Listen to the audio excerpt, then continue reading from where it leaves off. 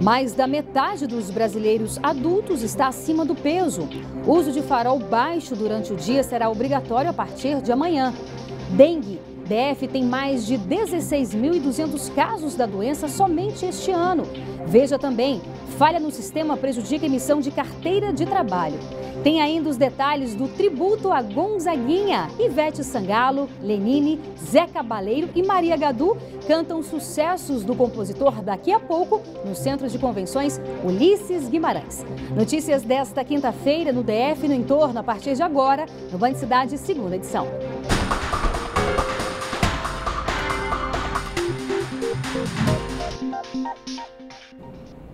Olá, muito boa noite para você. Perigo à mesa. Mais da metade da população do país está com sobrepeso, segundo estudo do Ministério da Saúde. Os vilões são os alimentos processados. E mais, se os jovens continuarem com alimentação de má qualidade, a estimativa de vida deles pode ser reduzida em 5 anos. Veja só. Os brasileiros estão se alimentando muito mal, é o que constatou o Ministério da Saúde depois de realizar um amplo estudo sobre os hábitos alimentares da população. 53% dos adultos estão acima do peso considerado ideal. O consumo de alimentos superprocessados, com alto índice de sódio e açúcar, são os vilões dessa batalha. Com a vida corrida, os brasileiros trocam as refeições por lanchinhos cheios de gordura. Infelizmente, eu fui obrigado a parar aqui para me alimentar, porque não deu tempo, o horário foi ultrapassado e, infelizmente, tive que parar para me alimentar. O que mais preocupa as autoridades públicas é que esses maus hábitos estão crescendo entre a população mais jovem. Entre os adolescentes brasileiros, os refrigerantes já são o 6º produto mais consumido. Na população de 12 a 17 anos, as frutas, por exemplo, nem sequer aparecem na lista de alimentos cotidianos. Escolhi comer coisa gordurosa, né? Mas que ia, tipo assim, saciar a minha fome. Talvez se eu comesse uma fruta agora, eu não ia alimentar. Creio que de vez em quando não vai fazer tão mal, né? Mas agora eu prefiro o pastel do que a fruta. Mas essa realidade se tornou um grande risco para a saúde das novas gerações. Pela primeira vez, as crianças que nascem agora têm expectativa de vida menor do que os seus pais.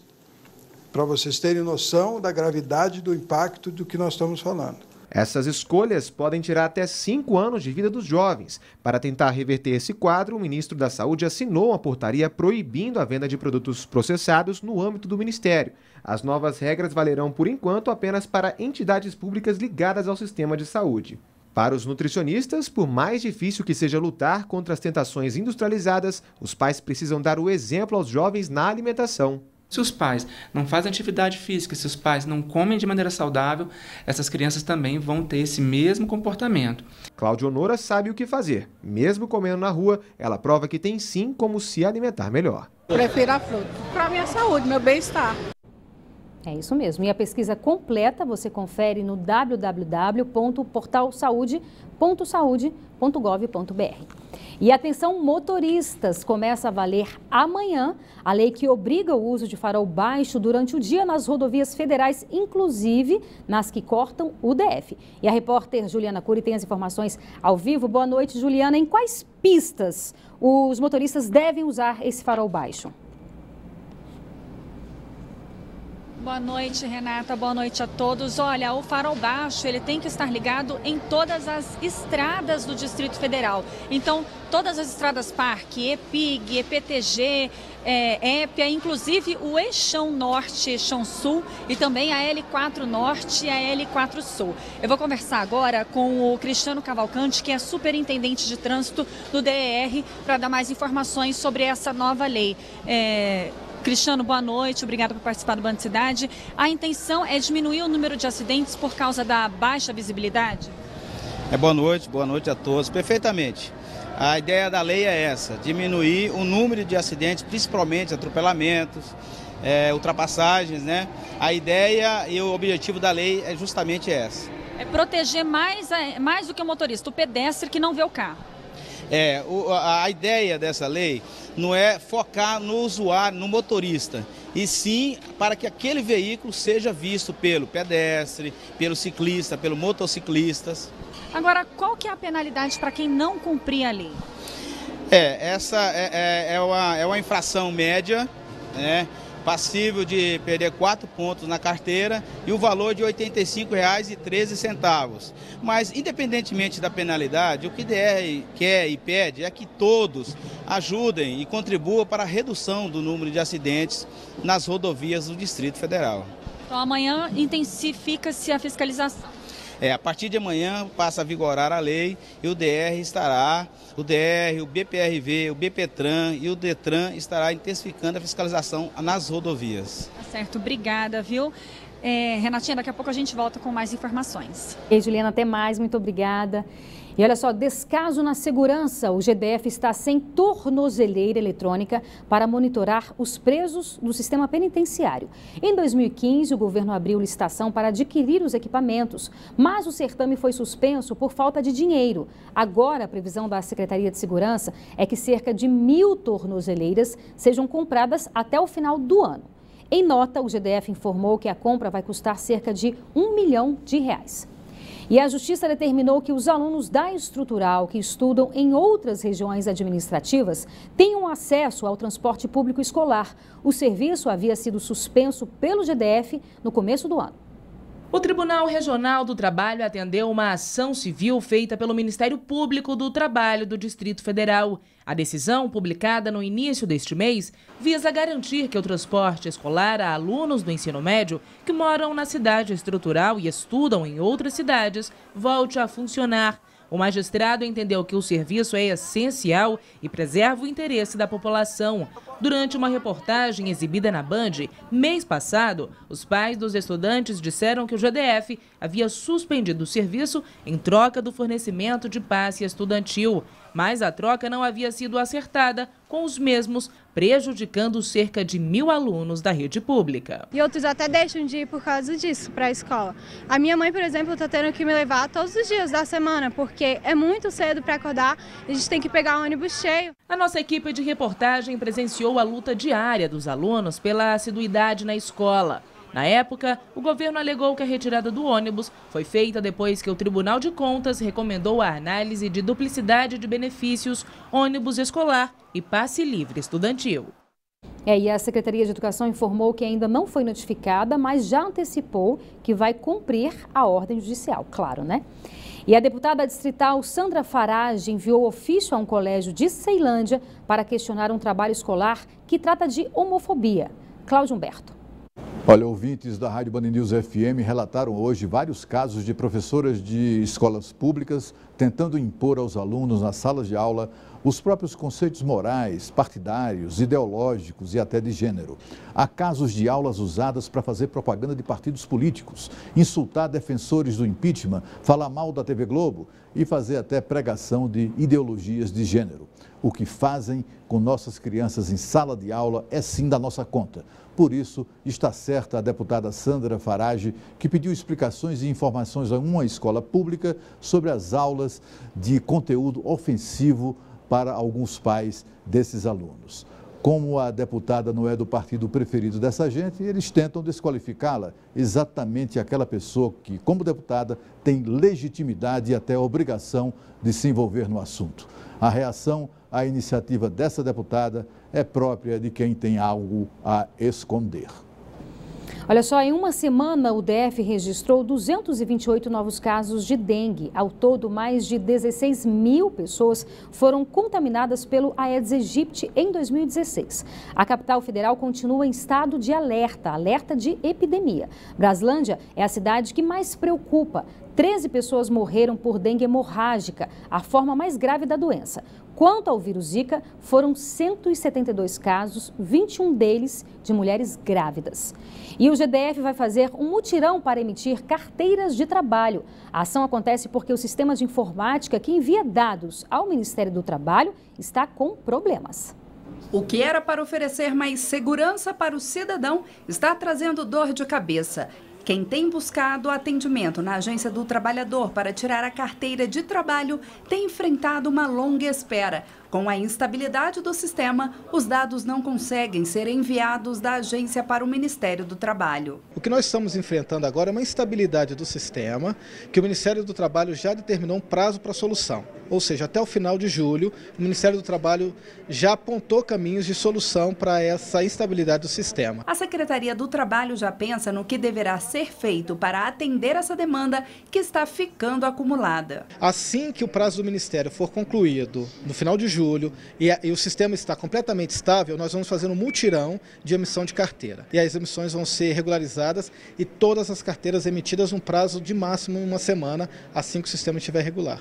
Vale lembrar que, por lei, uma pessoa pode ser contratada por um período sem carteira de trabalho por até 30 dias. Caso a empresa não queira aguardar esse prazo ou a emissão do documento seja urgente, o cidadão pode buscar atendimento em uma das 7 superintendências de trabalho sem fazer qualquer agendamento. A Superintendência do Trabalho emite carteiras de trabalho no mesmo dia. O trabalhador que tiver dificuldade com as agências do trabalhador por conta da instabilidade do sistema, que é gerido pelo Ministério, pode procurar a Superintendência do Trabalho, porque eles conseguem fazer uma emissão mais rápida da carteira. Pois é, e só lembrando que o mutirão começa em agosto. Até lá, o cidadão pode retirar a carteira na Superintendência do Trabalho, como você viu aí, né? Mas antes é necessário fazer o agendamento no site, anote aí, saa.mte.gov.br. A superintendência fica no Venâncio 2000. Os servidores da CAESB não entraram em acordo com representantes da companhia durante a audiência de conciliação e decidiram continuar em greve.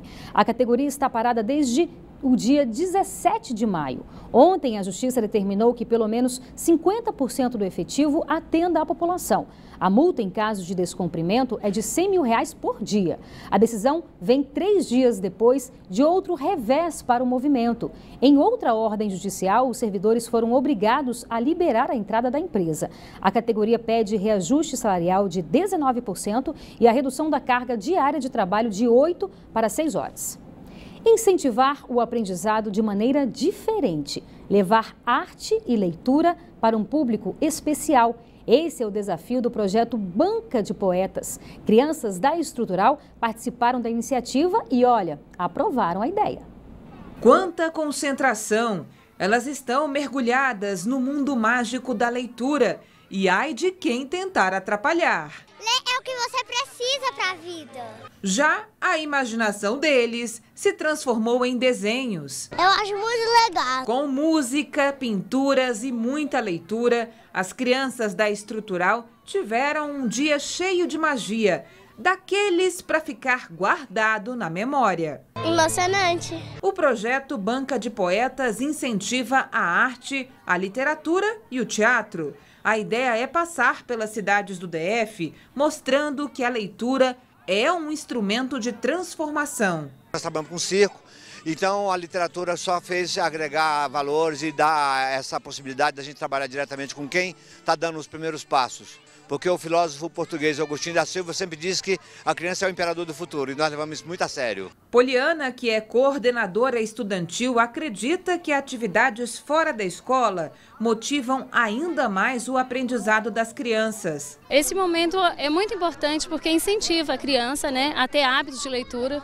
uma vez que a nossa comunidade é bastante carente e não proporciona momentos como esse. Foi mesmo um momento único. A praça virou uma biblioteca. As rodas de leitura se espalharam pelo lugar. Tinha obra de arte pendurada no varal. E quem sabe nossa lente não registrou a marca de um futuro artista. Muito legal, né? Precisamos de mais projetos assim. E olha, após renúncia, Eduardo Cunha tem até 30 dias para deixar a residência oficial da presidência da Câmara. As informações com João Cláudio Silveira, direto do estúdio da Band News FM. Olá, João, boa noite. Boa noite, Renata. Boa noite a todos. O deputado Eduardo Cunha perdeu todos os benefícios aos quais tinha direito por ter sido eleito presidente da Câmara dos Deputados após a renúncia ao cargo no início dessa tarde. Ele tem 30 dias para desocupar a residência oficial da presidência, que fica em uma das áreas mais nobres aqui de Brasília. Mesmo caso libere a casa antes, os custos que o Estado tem com o imóvel serão mantidos, já que os serviços já foram contratados. Segundo a diretoria-geral da Câmara dos Deputados, os benefícios foram retirados logo após a renúncia. Ele continua com o gabinete na Câmara e recebendo R$ 92 mil para cuidar dele, além do salário de R$ 33.700, o carro oficial e da cota para a compra de passagens de avião. Como o novo presidente deve ser eleito em bem menos tempo do que os 30 dias, Cunha tem 30 dias para deixar a residência oficial. Será necessário um acordo entre o PMDBista e o sucessor para saber quando ele poderá assumir a residência. De volta com você, Renata. Até amanhã. Obrigada, João. Boa noite. Até amanhã. E o Supremo pediu à Polícia Federal que investigue quem mandou fazer bonecos representando o presidente da Corte e o Procurador-Geral da República. Os bonecos foram inflados em São Paulo durante protestos em junho. Os responsáveis poderão ser processados por difamação. Os bonecos gigantes foram usados em uma manifestação na Avenida Paulista, em São Paulo, no dia 19 de junho. Um deles, apelidado de Enganô, representava o Procurador-Geral da República, Rodrigo Janot, como um arquivo, com gravata e a estrela vermelha do PT. Outro boneco, também como símbolo do PT, representou o presidente do Supremo Tribunal Federal, Ricardo Lewandowski, que foi chamado de Petralovski. O Supremo pediu que a Polícia Federal identifique os responsáveis pela manifestação para serem processados por difamação, que tem pena de até 1 ano de prisão.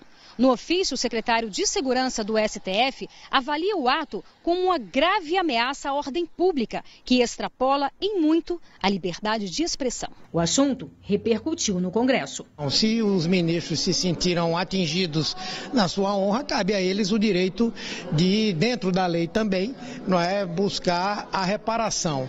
Mas, ao mesmo tempo, a defesa da liberdade de expressão é muito importante. Ele é o atingido, a imagem é dele. No caso da Dilma ou do Lula, eles é que, através dos seus advogados, recorreriam à justiça também.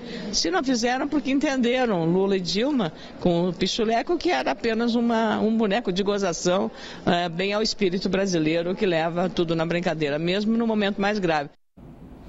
E olha, 30 pessoas foram presas acusadas de grilagem de terra na estrutural. De acordo com a Delegacia Especial de Proteção ao Meio Ambiente e à Ordem Urbanística, os acusados construíram 80 barracos em solo irregular. As prisões fazem parte da Operação 26 de Setembro, que teve também a participação da Subsecretaria de Ordem Pública e Social. E Brasília será bem representada nos Jogos Olímpicos Rio 2016. Há menos de um mês para a competição, o atleta de saltos ornamentais, Hugo Parisi, treina duro e se prepara para disputar medalhas, desta vez em casa. Salta, cai na água, sai da piscina, sobe escada, salta de novo. Esse percurso, que conta com 38 degraus até chegar na plataforma de 10 metros, é repetido pelo menos 80 vezes pelo Hugo Parisi em uma semana. A menos de um mês dos Jogos Olímpicos do Rio de Janeiro, o atleta brasiliense que vai disputar saltos ornamentais conta com um olhar atento do técnico para ajustar os últimos detalhes. Aqui está vertical, pode controlar um pouquinho mais na entrada aí.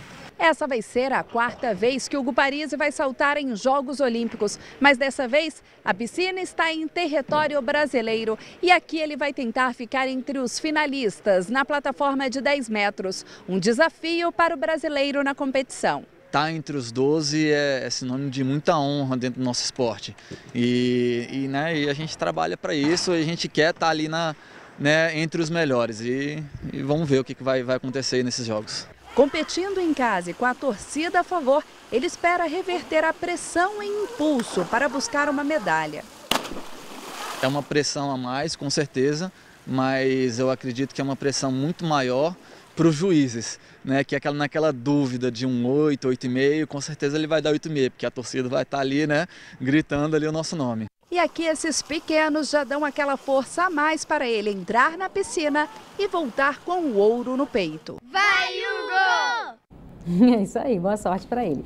E olha, diversão, o cantor e compositor Gonzaguinha será homenageado logo mais no Prêmio da Música Brasileira. O tributo tem Ivete Sangalo, Zé Cabaleiro, Maria Gadu e Lenine. E a repórter Juliana Cury volta ao vivo com outras informações. Juliana, ainda dá tempo de comprar ingresso aí? Olha, Renata, ainda dá tempo de comprar os ingressos, sim, aqui mesmo na bilheteria, no Centro de Convenções Ulisses Guimarães. O preço varia de R$80 a R$150. E olha, a gente está aqui em cima do palco, a gente meio que interrompeu o ensaio, só tem craque, só tem fera aqui. Ao meu lado está Lenine. Lenine, boa noite, obrigada por participar do Band Cidade. Dá para adiantar aí quais são os sucessos de Gonzaguinha que vocês vão apresentar hoje? Olha, seriam muitos sucessos, porque Gonzaguinha, apesar de ter morrido precocemente, ele deixou uma obra vasta. Então vai ter os grandes sucessos deles. Por exemplo, esse que a gente começa a ouvir aqui.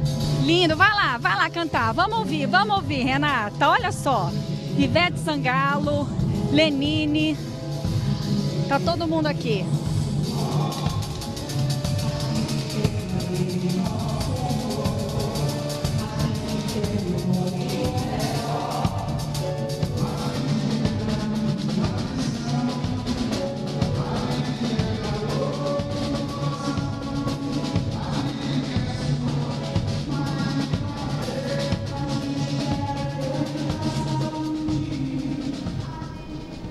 Que honra, hein, Juliana? Momento inesquecível mesmo. E olha só, veja a seguir, aumenta a procura por cirurgias plásticas no inverno. Saiba o porquê no próximo bloco do Band Cidade. Até mais.